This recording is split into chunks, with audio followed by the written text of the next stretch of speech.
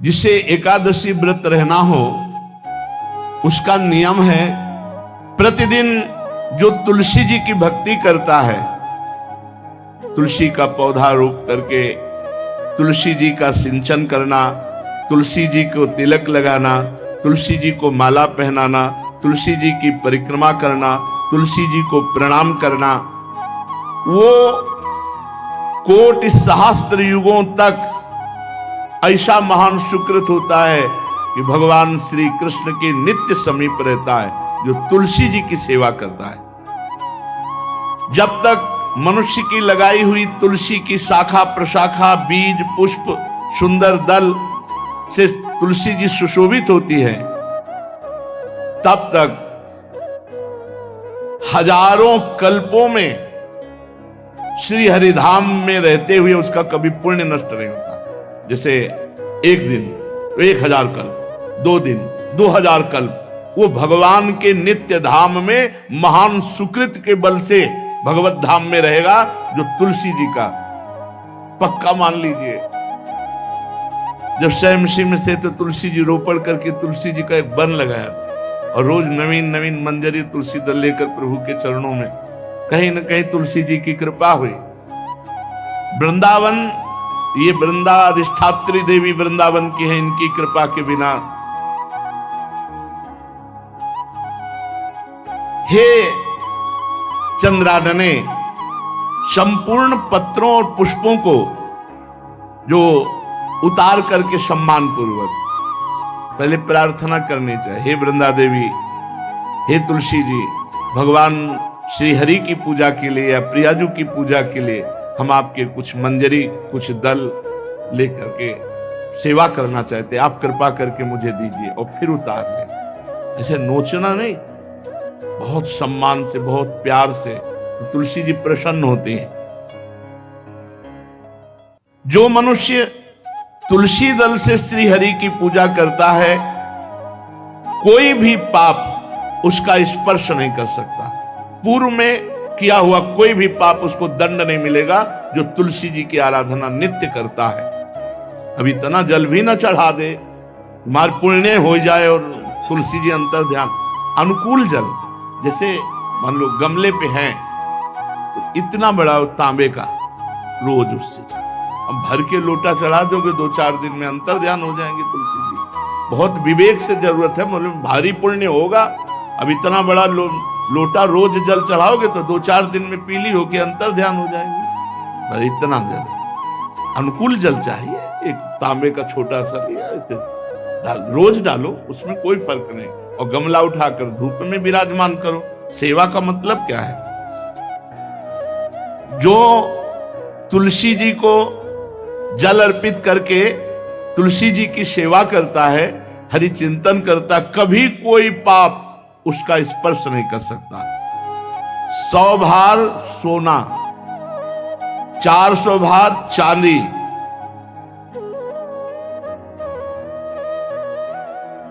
का जो दान करने का फल होता है, वो एक तुलसी दल उतार, जो अपने द्वारा लगाई हुई तुलसी दल, वो हरि के चरणों में अर्पित करो। ये 100 भार सोना और चांदी बराबरी नहीं हो सकती।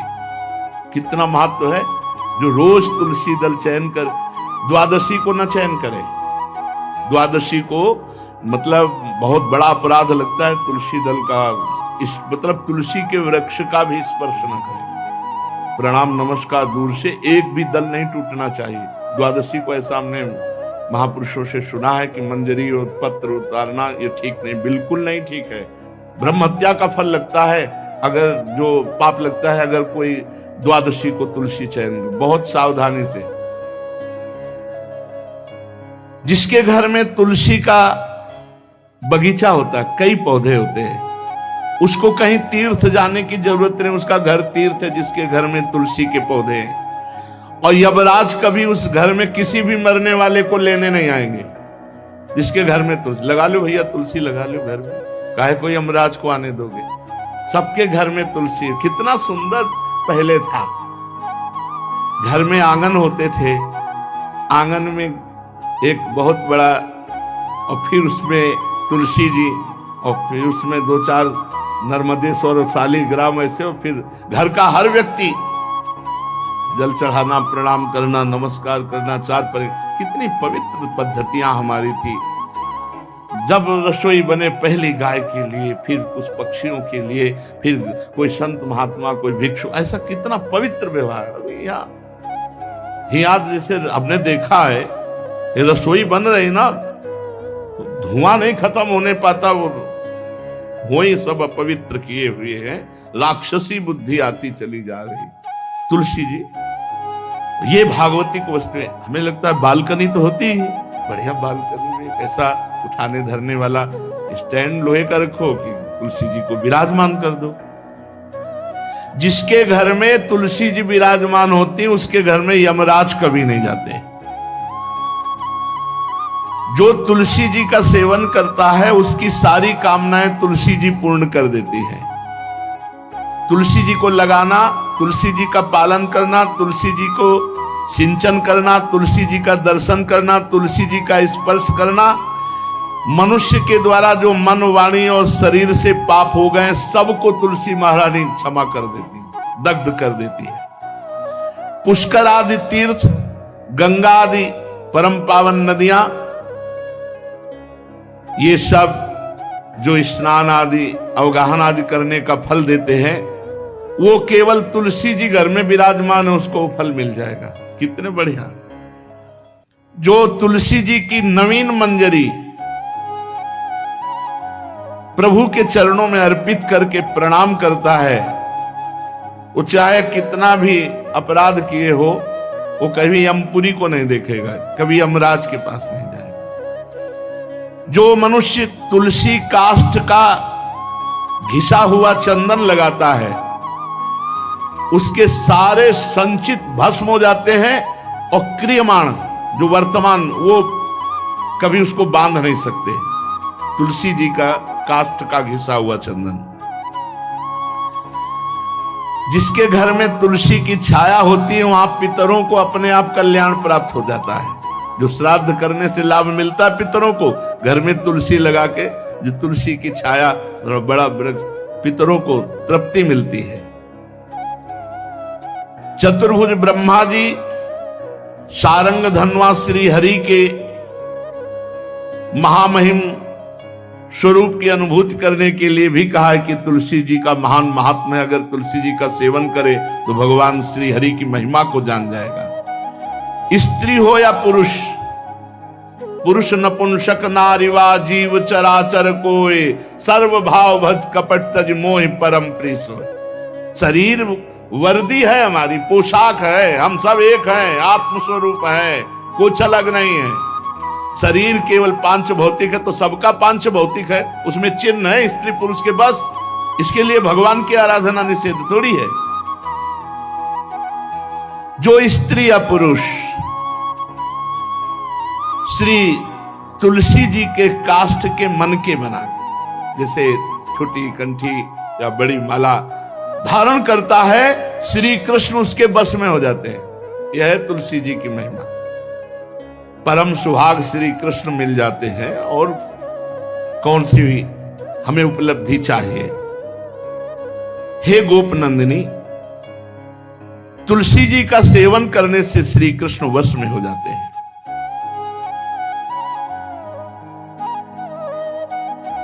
जो तुलसी की माला से नाम जप करता है, काउंटर वाली बात तो स्मृति के लिए भाई है, हम निषेध नहीं करते, नहीं बहुतों के भजन बंद हो जाएंगे, पर हम इतनी महिमा जरूर बता देते हैं कि तुलसी माला से जो नाम जप किया जाता है, उससे आध्यात्मिक सिद्धि बहुत जल्दी होती है। गुरुदेव भगवान कहते, जो अंगुलियों से रगड़ होती है मन का से, उसमें आध्यात्मिक ऊर्जा शक्ति तुलसी माला से। प्लास्टिक पर भाई करो, निषेध नहीं कह रहे, बंद हो जाएगा वो भी राधा राधा कहना, वो हमें बंद नहीं करना। हम कह रहे तुम जैसे बने वैसे करो, लेकिन माला का बहुत बड़ा प्रभाव है। तुलसी परम पवित्र भगवान श्री हरि की प्रिया, और उनके काष्ठ को जब हम ऐसे ऐसे नाम के साथ, तो विशेष ऊर्जा शक्ति, आध्यात्मिक शक्ति हमें जागृत होती है। हो सके जिनको ऐसा बन सके तो छोटी एक वो आती है सुमिरनी, उसको रख लो अपनी जेब में रख लो, उससे करो। और नहीं है तो भैया तुम इसी से करो, नाम जप करो, भाव को भाव अनख आलसो, नाम जपत मंगल दिस दसो। सुंदर सुंदर तुलसी जी के वृक्षों के समीप बैठ करके जो अनुष्ठान किया जाए वो बहुत लाभदायक। श्रीमद् भागवत का, गोपाल सहस्त्र नाम का कोई भी पाठ तुलसी जी के समीप विराजमान करके किया जाए, आचार्य को बुला करके तुलसी पूजन करना चाहिए, विविध प्रकार के अनुष्ठान, अरे तभी तो सब मंगल होता है। पहले था, ने देखा है, 4 बजे माताजी दरवाजे के सामने लीपती, रोज का काम। जो पुराने घरों में देहरी के आगे आके 4 बजे लीप करके वहां अपना चौकपुर के दीपक जला, क्या पवित्रताएं थी, क्या मंगल था। जब किसी को निमंत्रण दिया जाता था सबके पैर धोए जाते थे, सुंदर बिछौना बिछा करके और उसमें बैठकर पत्तल और रज के और सकोरा कुल्हड़ ऐसे भोजन पाया। कितना पवित्रता, जो हमारी पूर्व पवित्रता थी, धोती कुर्ता चोटी, पवित्रता। अगर बाहर जा रहे तो पैजामा कुर्ता, ऐसे बहुत पवित्र पोशाकें थी, पवित्र आचरण थे, पवित्र खान पान था। घर में जाओ तो एक पवित्रता, एक किसी भी घर में ऐसा नहीं था कि देव मूर्ति न विराजमान हो, किसी भी घर में ऐसा नहीं था तुलसी जी विराजमान न हो, 1-2 गाय जरूर होती थी, पवित्रता। अब तो बड़ा विचित्र, भारतीय गौएं जो श्वेत रंग की, जो अरुण रंग की, जो सींग वाली हैं, वो उनका आप दुग्ध देखिए, दूह कर रख दीजिए, स्वर्णिम कांति छाई मिलेगी। ये हमारी भारतीय पद्धति, ये हविष्यान्न, इससे देवताओं का, भगवान का, सबका अभिषेक पूजन होता है। शुद्ध गाय जो हमारी भारतीय है, तीला है उसके जैसे निकला हुआ, वो भगवान ने सेवा की है। हमारे गोविंद भगवान का नाम ही गोविंद, गौओं के इंद्र। भगवान सुबह से निकल जाते थे, शाम तक गौओं को चराते थे। बड़ा तो किशोरी जी ने श्री तुलसी जी के पूजन की बात, भगवान गोपियों से वादा किए थे कि अब तुम्हें अगली पूर्णिमा को रास, अब रास बिना रासेश्वरी के नहीं हो सकता, लिखा हो चाहे ना लिखा हो। कोई भी विद्वान, कोई भी प्रवक्ता इस बात को बतावे, कहते हैं भागवत में राधा नाम नहीं लिखा है, भागवत राधामय ही है। सांद्रानंद घन प्रेम मूर्ति किशोरी, बिना लाडली जू के कोई रास बता दे कहीं भी, कभी भी, कैसा भी, महारानी जू के बिना रासेश्वरी के रास हो ही नहीं सकता, लिखा हो चाहे ना लिखा हो। क्यों नहीं लिखा? याते श्री सुख प्रगट कियो नहीं, जहां बोले राधा तो समाधि लग जाती हो, यहां 7 दिन में तक्षक काटना है। श्री सुखदेव जी ने महारानी जी का नाम, हरिराम व्यास जी कह रहे, याते श्री सुख प्रगट कियो नहीं, जानि सार को सार परम धन, राधा नाम आधार। वैसे तो रोज संकेत वन में, पीछे हमने चर्चा की थी, प्रेम सरोवर में प्रियालाल मिलते थे, नंदगांव वर्षा। आज लालू ने एक नई लीला रची, गोप देवी लीला है। श्री लालजू महाराज प्रियाजू को रास के लिए उन्होंने सोचा एक बार छलिया रूप रख करके महल में प्रवेश करते हैं, देखते हैं लाडली जू पहचानती है कि नहीं, और कितना प्यार लाडली जू करती है। महाराज तो जो रूप धारण करें तो सभी सुंदर हैं, तो सुंदरता के समुद्र हैं। जब नकबेसर धारण करते ना, अंजन और घूंघट नीलांबर का, महाराज हृदय चूर चूर हो जाए, ऐसे सुंदर है। गोरी किशोरी भी चकोरी है जिनकी, नीलांबर धारण करके, और जिस समय लाली लगा के महाराज अपने राधा पी जी को कभी कभी जब आते हैं तो देखो ऐसा लगता है यार बलिहार है महाराज, जो रूप धारण करते सीधे हृदय पर प्रहार करते हो। प्रभु ने गोप देवी का रूप धारण किया, गोपांगना का। श्री चरणों में नूपुरों की झनकार, कटी में करधनी जिसमें क्षुद्र घंटिका लगी हुई है। अद्भुतम गोपिका रूपम चलत झंकार नूपुरम किंकिणी घंटिका शब्द मंगुलीयक भूषितम। बड़ी दिव्य अंगूठियां धारण किए हुए अंगुलियों पे, कमर में करधनी जो रुंझुन रुंझुन, श्री चरणों में नूपुर और रत्न कंकण केयूर मुक्ताहार विराजितम। कलाइयों में रत्न जटित कंगन, बीच बीच में चूड़ियां, कंगन ऐसे, बाजूबंद, कंठा, मोतियों के हार और शीश फूल, केशपास, बेणी रचना, नासिका में मोती की बुलाक, बेशर और अलकावली, घुंघराली अलकावली, श्याम वर्ण के केश। ऐसा रूप धारण किया जो देखे मुग्ध हो जाए। श्याम सुंदर को वृषभानु भवन की तरफ चले।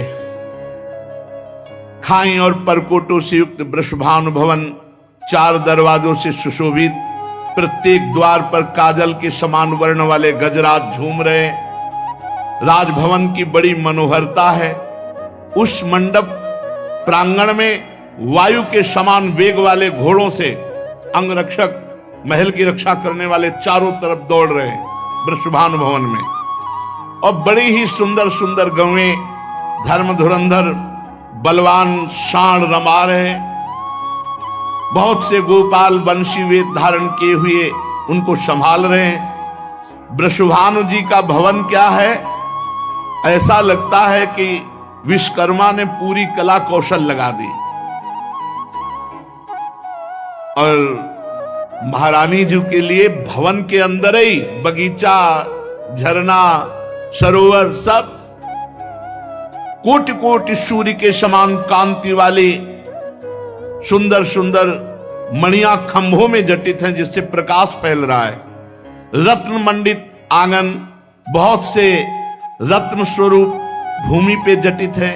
और वहां वीणा, ताल, मृदंग आदि बाजे बजाती हुई बहुत सी मनोहर सखियां फूल छड़ी लिए हुए दरवाजे पर खड़ी हैं, संगीत बज रहा है। उस अंतापुर में दिव्य विशाल उपवन की छटा छटक रही। भीतर ही अनार, कंद, मंदार, नींबू तथा अन्य ऊंचे ऊंचे वृक्ष लहला रहे। केतकी, मालती, माधवी लताएं बड़ी सुंदर वृक्षों का आलिंगन किए हुए श्री राधा निकुंज महल के अंदर ही कल्प वृक्ष के फूलों की सुगंध से भौरे मत वाले हो रहे हैं। शीतल मंद सुगंध वायु चल रही है। कहीं सहस्त्र दल कमलों के पराग को बारंबार वायु बिखेर रही है। निकुंज शिखरों पर बैठे हुए मोर कभी नाचते हैं, कभी कूक रहे हैं, कहीं कोकिला, कहीं सारस, कहीं सुख। और फूलों के सहस्त्र सहस्त्र सैयाएं जगह जगह, कभी लाडली जो इधर से निकले किसी में भी विराजमान हो जाएं। मेघ मंदिर में सैकड़ों फुहारे छूट रहे। बाल सूर्य के समान कांतिमान कुंडल तथा विचित्र वर्ण वाले वस्त्र धारण किए हुए करोड़ों बलवान महल के आसपास श्री लाडली जी के और श्री स्वामिनी जी की परिचर्या में सब सुसज्जित सखियां केसरिया रंग के सूक्ष्म वस्त्रों को सजाकर पर्दा बनाया गया है। जलज पुष्प, थलज पुष्प जगह जगह पल्लव बिखेरे गए हैं और घुटनों तक पुष्पों का पराग महारानी जो चलेंगे। राजभवन में ऐसा मालती मकरंदों के फव्वारे, मालती मकरंदों के, मालती के सुंदर मकरंद के पराग के सुगंध से युक्त ऐसे फव्वारे चल रहे हैं। ऐसे आंगन, करोड़ों चंद्रमाओं की कांतिमती कोमलांगी सहचरियां, करोड़ों चंद्रमाओं की कांति धीरे धीरे वहां सब निरीक्षण परीक्षण।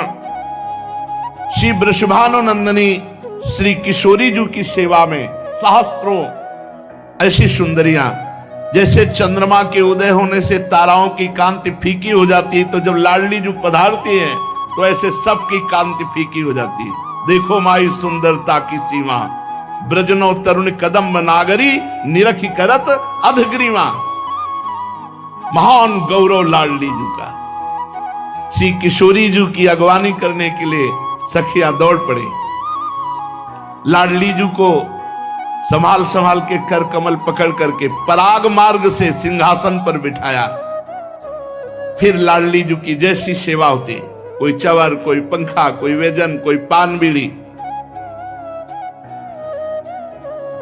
अब ये गोप सुंदरी थोड़ा घूंघट करके सकुचाती हुई कोई टोक न दे, वृषभानु भवन में पहुंची।